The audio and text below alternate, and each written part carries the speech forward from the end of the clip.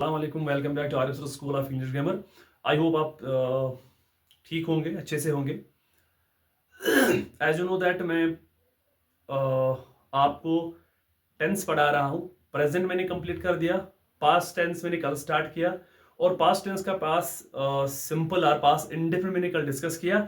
आज हम past continuous और पास्ट प्रोग्रेसिव को हम डिस्कस करेंगे। वन मोर थिंग मैं कहना चाहता हूँ, I am very much thankful to those जो मेरे इस पेज को फॉलो कर रहे हैं। आपका फॉलो करना it's working for me as in motivation. मैं बड़ा इंस्पायर हो जाता हूँ। आपका कमेंट करना या आपका शेयर करना या आपका फॉलो करना मुझे मुझे बड़ा अच्छा लगता है और मुझे मोटिवेशन ये देता है कि मैं आपके लिए इससे बेटर कंटेंट बना सकूं, आपके लिए प्रोवाइड कर सकूं। मोटिव यही है, आपको सबसे बेस्ट दिया जाए। मेरा मकसद यही था इस पेज का, इस प्लेटफॉर्म का इनिशिएट करने का कि आपको सबसे बेस्ट मिले। दैट्स वाई मैं इसका इनिशिएटिव लिया। I am trying my level best. बस मुझे आपका साथ चाहिए, आपकी सपोर्ट की बड़ी ज़रूरत है। तो मैं आपके लिए इससे भी बेटर कंटेंट, ऐसे बेटर कॉन्सेप्ट्स आपके सामने में ज़रूर रखूंगा। I hope you will enjoy my videos. तो without further adieu let's get started. आज हमारा है पास्ट कंटिन्यूस और पास्ट प्रोग्रेसिव। आपको दिख रहा होगा बोर्ड पे। ऐसी एक्शन को डिनोट करता है that has taken in the past, जो पास्ट में काम हो गया हो, एंड और वो काम वहां पे क्या है, in the progression. The work is in the continuous state. The work is in the continuous state. काम पास्ट में चल रहा है, वहां काम पूरा नहीं हुआ है। That's it has been called as past continuous और you can say past progressive. मतलब काम कब हुआ है, गुजरे हुए जमाने में, and the work is still in progress. काम पूरा वहां पे नहीं हुआ, काम वहां पे चल रहा है। That's what is been called as past continuous और past progressive. Assertive, negative, interrogative के फॉर्म आपके सामने नजर आ रहे होंगे। एलिजिबिलिटी भी ठीक ठाक होगी। I hope you understand. बड़ा बड़ा लिखा आज मैंने। Assertive, subject plus was were plus verb की पहली form plus ING plus object. In this case we use was and were, then verb plus verb की पहली form plus ing plus object. ये वाली फॉर्म जो है इसको हम फोर्थ फॉर्म वर्ब कहते हैं या प्रेजेंट पार्टिसिपल कहते हैं। याद रख लेना, ये वाली जो फॉर्म यहाँ पे है, ये आपको नजर आ रहा है, ये प्रेजेंट पार्टिसिपल फॉर्म कह सकते हो इन ग्रामेटिकली, और यू कैन से फोर्थ फॉर्म ऑफ वर्ब कह सकते हो। और ये जो was were हमारे हैं, ये दोनों हमारे हैं प्राइमरी वर्ब्स जो बी की कैटेगरी में आते हैं। किस कैटेगरी में आते हैं? ये दोनों जो है हमारी, ये बी कैटेगरी में आते हैं। ठीक है, क्लियर है? जैसे ही वॉज ईटिंग फूड, वो खाना खा रहा था। दे वेर प्लेइंग फुटबॉल, वो फुटबॉल खेल रहे थे। तो पास्ट टेंस में एक्शन हो रहा है ना। इसका नेगेटिव बिल्कुल इजी है, कोई प्रॉब्लम नहीं है। Simply we will insert not in between primary verbs and main verb. यहां आपको मैंने दिखा, ये बी कैटेगरी में आते हैं, प्राइमरी वर्ब में आते हैं। तो ये हमारा मेन वर्ब है जिसको हम प्रेजेंट पार्टिसिपल कहते हैं। तो बिल्कुल मैंने वही किया। Subject plus was were plus not plus verb की पहली form plus ING plus object. और दैट भी मैंने प्राइमरी वर्ब और मेन वर्ब के बीच में क्या लगा दिया, not. I insert not in that.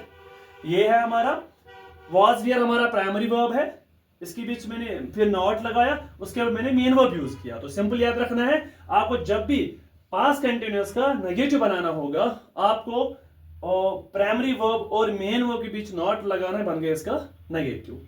Example देखो, he was not eating food, they VR not playing football. ठीक है, इसका नेगेटिव हो गया। डनर है, यहां पे पढ़ा है आपको मैंने।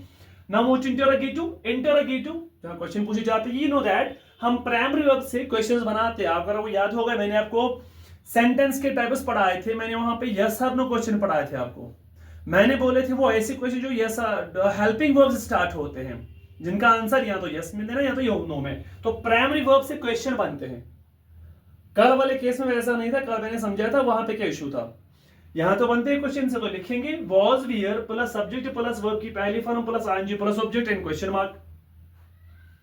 Was he eating food, were they playing football. तो याद रख लेना, प्राइमरी वर्ब से क्वेश्चन बनते हैं, यहां कोई प्रॉब्लम नहीं है क्वेश्चन बनाने का, इनसे क्वेश्चन बनते हैं। I simply replaced the subject with was wear. मैंने पहले लिखा वॉज वियर, उसके बाद लिखा सब्जेक्ट, क्योंकि मुझे क्वेश्चन बनाना था।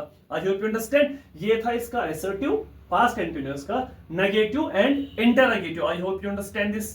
नाउ अब यहां पे एक नोट आपको नजर आ रहा होगा, नोट जरूरी है। क्योंकि गड़बड़ हो जाती है, स्टूडेंट्स को बड़ा कंफ्यूजन रहता है। अब वॉज किसके साथ यूज करेंगे, वेयर किसके साथ यूज करेंगे, यहां आपको यह कंफ्यूजन दूर होगा। वॉज यूज करेंगे आई, ही, शी, इट और सिंगुलर नाउन के साथ। वॉज यूज करेंगे with I, he, she, it and singular noun के साथ। वेयर यूज करेंगे we, you, they and plural noun के साथ। क्लियर है? आपको मैं समझा सिंगुलर नाउन किसे कहते हैं। सिंगुलर सब्जेक्ट क्या हो गया, किसी का नाम लेना। ठीक है, सपोज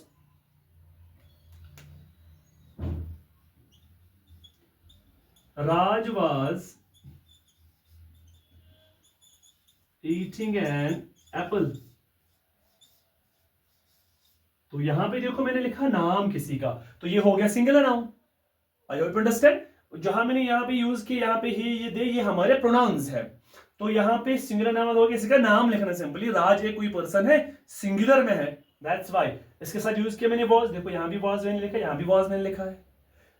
प्लूरल नाउन, प्लूरल जैसे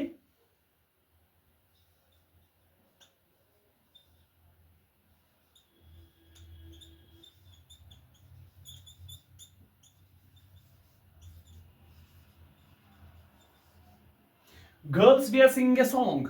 आप देखो यहां पे मेरा सब्जेक्ट क्या है, प्लूरल, गर्ल्स। मैंने क्या लगा दिया, वेयर, तो यही मैंने लिखा था यहाँ पे। Was is with I, he, she, it and singular noun. Were के साथ we, you, they and plural noun. तो एग्जाम में आपको दोनों दी, मे भी किसी को कंफ्यूजन रहा होगा, सर ये सिंगुलर नाउन क्या हो गया, प्लूरल क्या हो गया, ये आपको यहां से क्लियर होगा with these two examples. I hope you understand today's lecture. आज बस इतना ही रखते हैं, इस सेशन में इतना ही। I hope you will enjoy it. Do like, share, follow my page as well as my YouTube channel. Thank you.